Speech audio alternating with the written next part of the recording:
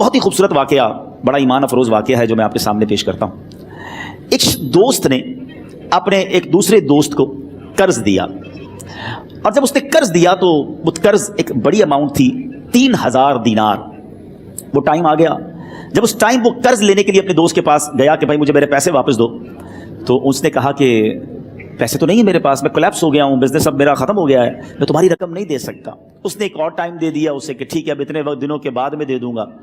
وہ ٹائم بھی گزر گیا، اور جب وہ ٹائم بھی گزر گیا تو اس کے بعد اس دوست نے کہا کہ اب تو پیسے دے دو بھائی، میرا ٹائم پورا ہو گیا ہے۔ پھر نہ دے سکا ٹائم۔ آخر کار معاملہ جو ہے وہ کورٹ میں چلا گیا، قاضی کے پاس چلا گیا۔ اب قاضی نے جس کو پیسے دینے تھے اس کو بلایا اور کہا کہ بھائی آپ کو اس کے پیسے دینے ہیں؟ کہتا ہے ہاں پیسے تو دینے ہیں۔ تو کہا پھر دیتے کیوں نہیں ہو؟ کہا پیسے ہیں ہی نہیں، کاروبار ہی ختم ہو گیا ہے، قرضہ تو لیا تھا، اب میرے پاس بچا ہی کچھ نہیں ہے۔ تو کہا اچھا اب یہ بتاؤ کہ کب دو گے، کیسے دو گے؟ اس نے کہا بس میرے پاس پیسے ہی نہیں ہیں۔ تو کہا اب تمہارے پاس 30 دن کا ٹائم ہے، 30 ڈیز میں یا تو اس کے پیسے لوٹا دو یا 30 دن کے بعد تمہیں قید کر دیا جائے گا۔ یہ شخص اب گھر آیا، پیسے تو تھے نہیں، مگر شاید علماء نے لکھا کتابوں میں، یہ واقعہ کئی بڑی بڑی کتابوں میں لکھا اور درود پاک کے فضائل کی بڑی بڑی کتابوں میں لکھا، اور اس شخص نے سوچا کہ اس نے ایک حدیث پاک پڑھی ہوئی تھی کہ جس میں نبی پاک علیہ الصلوۃ والسلام نے فرمایا ہے، جس کا مضمون ہے کہ جو شخص پریشان ہو، مصیبت زدہ ہو، اسے چاہیے کہ مجھ پر کثرت سے درود پاک پڑھے، کیونکہ درود پڑھنا مصیبتوں اور پریشانیوں کو لے جاتا ہے۔ اب اس عاشق رسول نے سوچا اور تو کچھ ہے نہیں، اب میں درود پاک پڑھنا شروع کرتا ہوں۔ صبح سے لے کر شام تک وہ درود پاک پڑھنے لگ گیا۔ 27 دن گزر گئے، only 3 days left، 3 دن باقی تھے قاضی کے پاس جانے میں۔ 27 دن گزر گئے درود پڑھتے پڑھتے۔ جب 28ویں رات آئی تو آنکھیں تو بند ہوئیں، مگر خواب میں اسے ایک آواز آئی، گھبراؤ نہیں، تمہارا قرضہ ادا کر دیا جائے گا، تمہارا مسئلہ سالو ہو جائے گا۔ صبح اٹھتا ہے، درود پاک پڑھ رہا ہے، مگر کہتا ہے یہ آواز سے تو مسئلہ حل نہیں ہوگا، پیغام کیا ہے اسے سمجھ نہ آیا۔ 28واں دن گزر گیا، 29ویں رات آ گئی، مگر اب آنکھیں بند ہوئیں اور قسمت جاگ اٹھی۔ نبی پاک صاحب لولاک صلی اللہ تعالیٰ علیہ وسلم خواب میں تشریف لائے، اور پیارے آقا صلی اللہ تعالیٰ علیہ وسلم نے فرمایا گھبراؤ نہیں، علی بن عیسیٰ وزیر کے پاس جاؤ، وہ تمہارا قرضہ ادا کر دے گا۔ اب یہ عاشق رسول صبح اٹھا تو ویری فریش، حشاش بشاش کہ اب تو کام ہو گیا، نبی پاک نے خواب میں آ کر بشارت دی ہے۔ مگر پھر ذہن میں سوال آیا کہ علی بن عیسیٰ کے پاس جاؤں گا تو ثبوت کیا ہے، پروف کیا ہوگا؟ میں جا کر اس کو کہوں گا کہ میرا قرضہ دے دو تو ایسے تو قرضہ نہیں دے دینا، اور میں نے اس کو کہا کہ مجھے نبی پاک نے خواب میں کہا ہے، اور اس نے اگر مجھ سے کوئی نشانی مانگی تو میں نشانی کیا دوں گا؟ آخری دن تھا، 29واں دن تھا، وہ بھی درود پڑھتے پڑھتے گزر گیا۔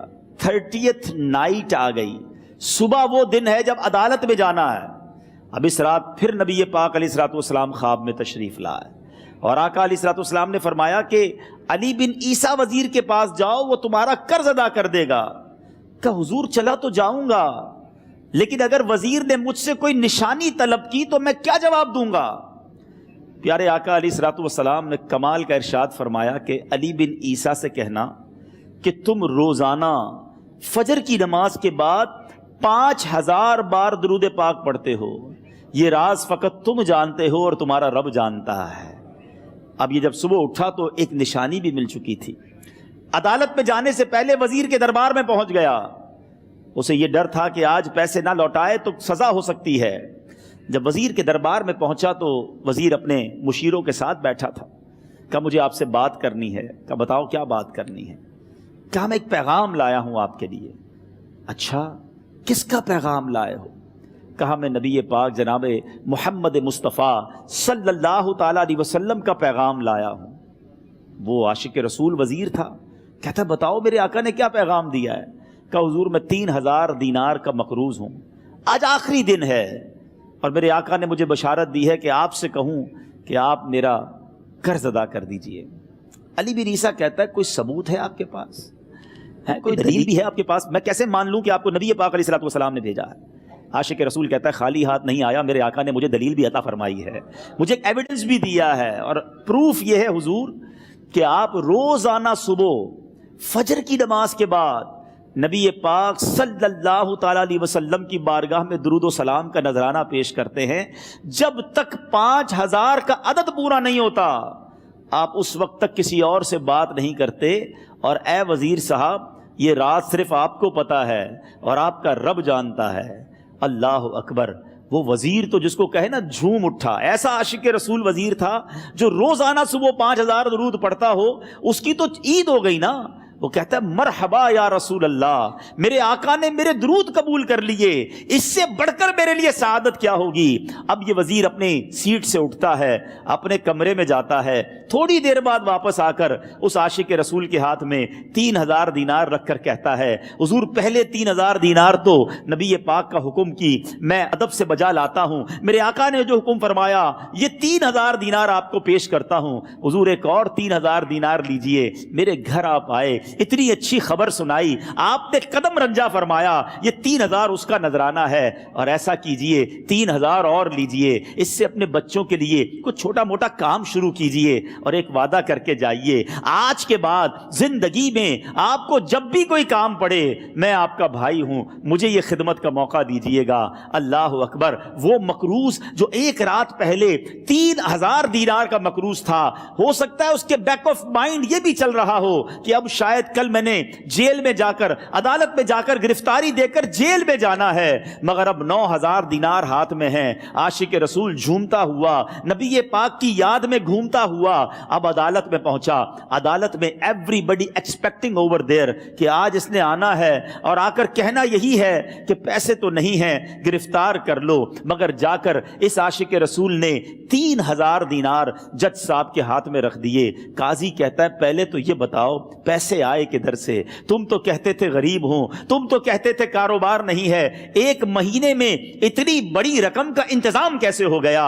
سبحان اللہ۔ اس عاشق رسول نے گویا زبان حال سے یہ کہا ہوگا کہ یہ تو کرم ہے ان کا، ورنہ مجھ میں تو ایسی بات نہیں، اتنا دیا سرکار نے مجھ کو، اتنی میری اوقات نہیں۔ اس نے وہ پورا واقعہ بھری عدالت میں سنا دیا۔ اللہ اکبر۔ میرے پیارے اسلامی بھائیوں، ذرا سوچو پہلے زمانے میں کیسے عاشقان رسول ہوا کرتے تھے۔ وہ جج، وہ قاضی بھی کیسا سرکار علیہ الصلوۃ والسلام کا عاشق تھا۔ اپنی سیٹ سے اٹھتا ہے، بھرے دربار میں، بھری عدالت میں، وہ اپنے چیمبر میں، اپنے کمرے میں جاتا ہے، اور تھوڑی دیر بعد واپس آ کر اس کے ہاتھ میں بھی 3000 دینار ہیں، اور وہ 3000 دینار جو ہے وہ اس عاشق رسول کے ہاتھ میں رکھتا ہے۔ یہ سارا ثواب علی بن عیسیٰ کیسے لے جائے؟ میں بھی تو نبی پاک کا غلام ہوں، میں تمہارا قرضہ میں ادا کرتا ہوں۔ اچھا، اب ایک اور عجیب سینیریو یہ بن گیا کہ جس نے کیس کیا تھا، جس نے دعویٰ کیا تھا، وہ بھی یہ سارا منظر دیکھ رہا تھا۔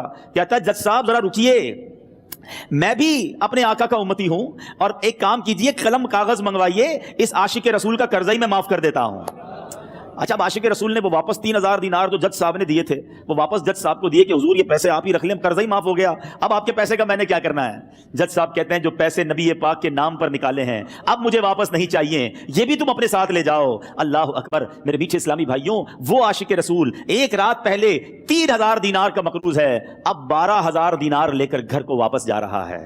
اس ایک واقعے کے اندر جو ہم سب کے لیے درس ہے، جو ہم سب کے لیے پیغام ہے، شاعر لکھتے ہیں نا، دکھوں نے تم کو جو گھیرا ہو تو درود پڑھو، دکھوں نے تم کو جو گھیرا ہو تو درود پڑھو، جو حاضری کی تمنا ہو تو درود پڑھو۔